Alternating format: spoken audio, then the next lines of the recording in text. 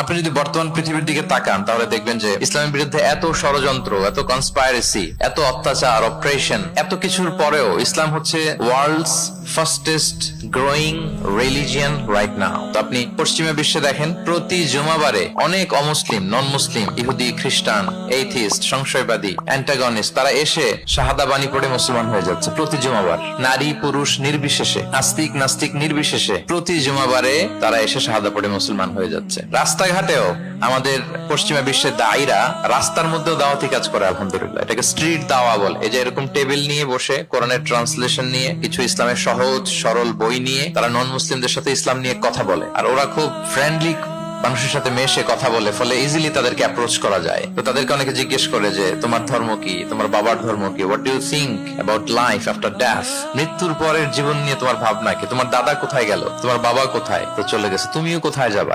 এইভাবে যখন জিজ্ঞেস করে নন মুসলিমদেরকে, তাদেরকে যখন ভাবায়, ভাবাতে ভাবাতে ভাবাতে ভাবাতে ইসলামের বাণীগুলো যখন তাদের সামনে পেশ করে, তারা যখন কনভিন্সড হয়, অনেক ক্রিশ্চিয়ান, অনেক জুইশ, অনেক নন মুসলিম ওই রাস্তার ওই দাওয়া কাজের মধ্যে, স্ট্রিট দাওয়াতেই ওইখানেই ঘোষণা দেয় আশহাদু আল্লা ইলাহা ইল্লাল্লাহ ওয়া আশহাদু আন্না মুহাম্মাদান আবদুহু ওয়া রাসূলুহু।